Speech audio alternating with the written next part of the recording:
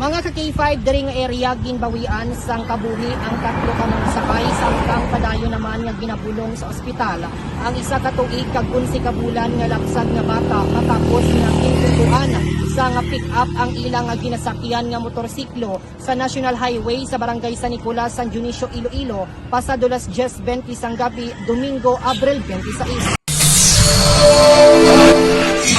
Kilala ang mga napatay ang Musanday alias Daniel, 21 anyos, alias Angel, 23 anyos, sang barangay Ardimel, Sara, kag si alias Gisrel, 12 anyos, sang barangay Poblasyon Ilaya, Sara, Iloilo. Samtang pilaso naman si alias Scarlett, isa ka tuig, kag 11 ka bulan nga anak nanday Angel kag Daniel.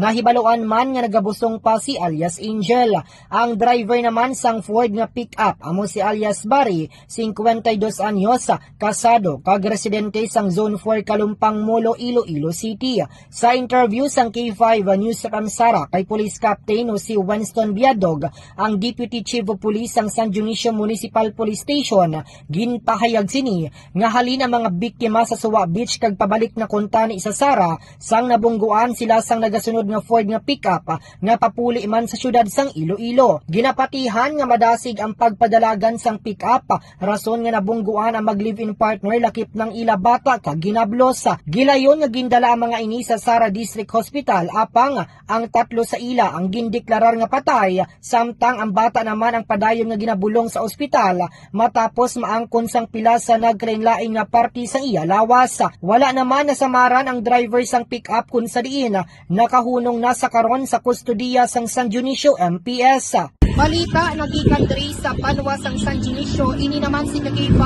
Reggie Traslola para sa mga balita, serbisyo publiko ang kalinawan sa Quinto Distrito. K5 News FM.